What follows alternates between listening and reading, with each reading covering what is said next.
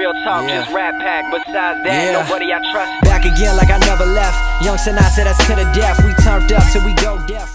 Hi guys, and welcome to today's video, which is going to be getting my car MOT ready. Now what this means, basically an MOT is something in the UK in which every car has to pass it to make sure it can stay on the road. It has to pass certain safety features, certain emission tests, just to make sure your car is road legal and is, safe to go on the road.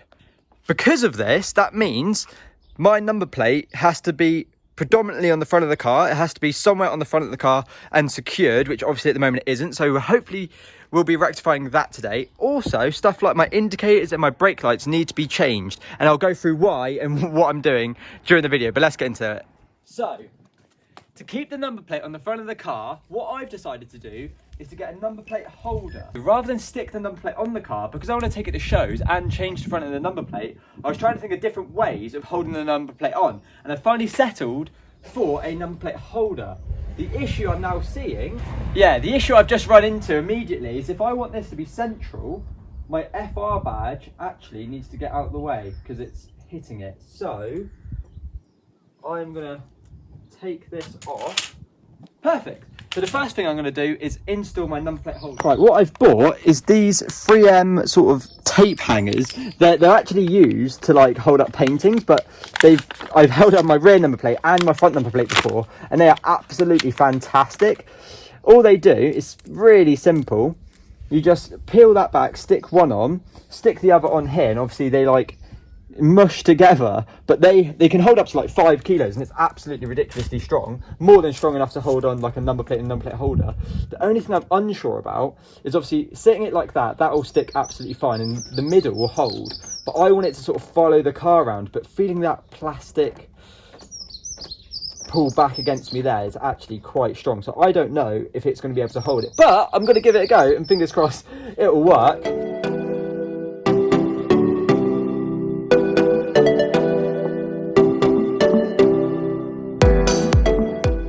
Right, so as you can see, what I've done is I've marked up the tape exactly on the front and central side of the car and on this. What I'm doing is I'm letting it set, as because of the plastic itself, it's quite strong. So because of that, it's sort of, when it bends, I can feel a proper restriction against it. So I'm hoping I'm going to let this sort of sink into the front of the car, let the glue really settle and dry. Then once it's dry in this heat, hopefully I'll be able to put this on and then put my number plate in, and then that'll be the first thing I've done. But in the meantime, I'm going to fix the other issues my car has. So the second thing I need to change to get my car through its MOT is my indicators. As you can see, my indicators are always on, and because of that, it will not pass an MOT. They need to be flashing or off. I think there's this sort of hidden thing where they do, it's a very US thing to do, is have the indicators always on because they have theirs always on. So it's quite a sort of retro thing to do, but I need to change it to make sure it gets through. Right, so to change my indicators, what I need to do is take this off, plug in my Carista, which I've got in my glove box. The ignition has to be on. I then need to get my phone, which I'm recording on, get the app up, and then I can change it all. So what I'm going to do is I'm going to change it, but I'm going to do a time lapse on the front. Right, I've just popped onto Carista and I've done the indicators off now. So hopefully when I turn my ignition on, which you can already see actually, the indicator's no longer on. Hold on 2 seconds. Yes, there we go. So part one of getting my car MOT ready, getting the indicators off, successful. Yeah, so the next thing I need to change, as this side light here is actually also your brake light, I accidentally set it to, well, I didn't accidentally set it, I set it to 100%, but as a comment in my video mentioned, because it's your brake light and your side light, if I put it flat out, no one can tell when I'm braking. So what I need to do to make sure it goes for its MOT and just be safe, because this is definitely not safe, I need to change that from 100% back down to 25-30%, so it's still visible, but at least when I brake now, you can actually see it light up, because at the moment the only brake that lights up when I brake is that one right there. So yes, next thing I'm going to do is turn that down to 25%. There we go. So as you can see now, I've set it actually to 50%, so it's still reasonably visible, so it looks like the light's still lit up. However, as you can see, it's so much duller. So now when you step on the brake light, it'll make it the same as that on there. So that is now all fixed and legal and actually works as a brake light as well as a side light now. So there's one more thing I need to do. Obviously, I need to put the number plate holder back on, but I'm letting that dry. But in the process of letting the glue dry on the front of my car, which it probably is doing pretty quickly because the sun is absolutely on one today, which is excellent and it's lovely and warm, is I need to top up my washer fluid because I have none. And obviously to pass an MOT, you need to have washer fluid. It needs to show that the windscreen wipers work. So let's do that next.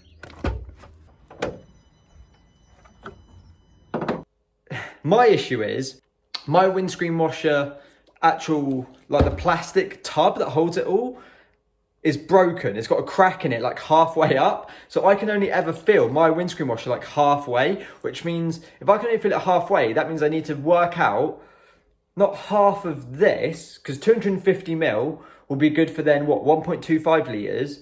So I need to put 1.25 litres. So if I get a kettle, fill that up with roughly 1.1 litre, and then 250 mil of this, that will work out just right. But yeah, so windscreen washer, 250 mil, topping that up, get the car for its MOT. Right, so what I need to do is hold that back, stay, thank you. Is put 250 mil of this super concentrated stuff in. Oh, there we go. Right, so 250 mil, so I need to put about half of this in it. Now, you might not be able to see it on camera, but the light is showing this is about halfway. So now what I need to do is pour a litre of water in. Do you know what I won't say? What I won't lie, this is so much easier to do if you just buy pre-mixed stuff. And that is a litre of water. What I'll show you now is exactly what I mean by the issue with the crack that I have. Are you ready?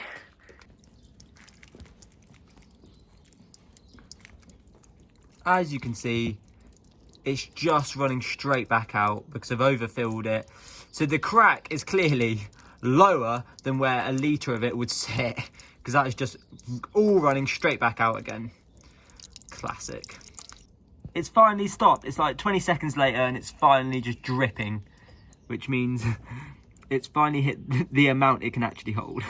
So, finally getting the number plate out of the window, removing my previous 3M. Oh my God, I already had some. I could have reused them. Oh well, too late. Oh no, I couldn't because I'm putting it in the number plate holder. Anyway, although I could have just stuck it on. But anyway, so what I'm going to do now is put this in the holder. Rather than put it on, then put it in the holder. I think it's going to be easier to put it in the holder, then put it on. Also, that'll give it a better representation of how the plastic bend is going to potentially struggle to hold it in. But yeah, so what I need to do, because normally how these work is this bottom bit unclips, but this one actually, which I think is quite cool if I remember how to do it. There we go. The whole thing actually, you do need nails. The whole thing, the whole front of it actually unclips. Oh, careful, don't want to snap it. There we go, 4. So look, so this rotates up. Rather than just a little bit at the bottom unclipping, the whole thing rotates up. And then you've got to put the number plate up to this bit at the top. So it goes under some clips there. And then there's loads. I should probably clean this number plate before I put it in. Right, and then there's all these little clips at the bottom that you need to pull down to hold the number plate in place. There we go, that's 2, that's 4, there. And then I'll fold this down, back over these clips here. 1, 2, 3, 4. And there we go. That is my new number plate. It's a bit dirty. So now is the bit I'm most worried about, is actually clipping it in. Because once I've done this, I'm probably not going to be able to undo it. So, let's start with the middle ones.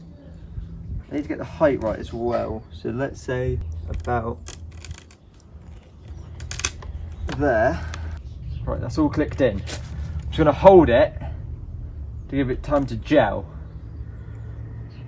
So what I've done there is how they sort of work, they just sort of pop into place. But I think you need to let it all of them really.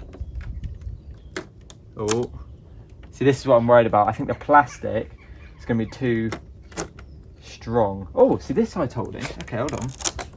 For the record, if this actually stays, I think it looks quite nice. I think it's quite a tidy looking thing.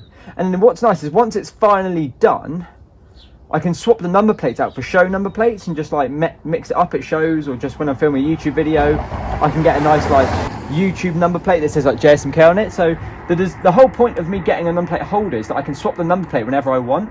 The issue is making sure the number plate stays on. Yeah. I don't think the poppers are strong enough to hold it on, which was what I was worried about. Right, and that is it. That is the last thing I needed to do, is get the front number plate fitted. What I will say is it's not sticking on the left and the right. Although it looks good, it's not holding completely 100%. So I need to get something different that can actually take the pressure of the plastic sort of bending away from itself, which is a bit annoying. But getting my car MOT ready, I've got my front number plate back on finally. My indicators are off. I will admit, I still need some tyres, as I don't know if you can see, but they're basically balding at the side here because of the camber and the stretch tyres I run. They're just balding slightly on the inside and the outside edges, as well as the rears. The rears are quite bad, so that would be another thing. So yeah, the inside, actually it might get away with it, but this bit here is just like, that inside edge is just like completely bald compared to the outside edge, which has loads of tread. But that's what you just get for running camber. So yeah, so the only things I need left to do are get some new tyres. Obviously I want to fit my new brakes as well, as I haven't got the most pad left or the most disc left really. There's a bit of a lip on them now, but that isn't actually a big issue. Those, well, especially the brake kit, that will be another separate video. The tyres I'll just get down and get them sorted. But yeah, so tail lights adjusted, indicators off, front number plate on, and washer fluid topped up. That is basically stage one of getting my car MOT ready. Thank you for watching. I'll catch you in the next one.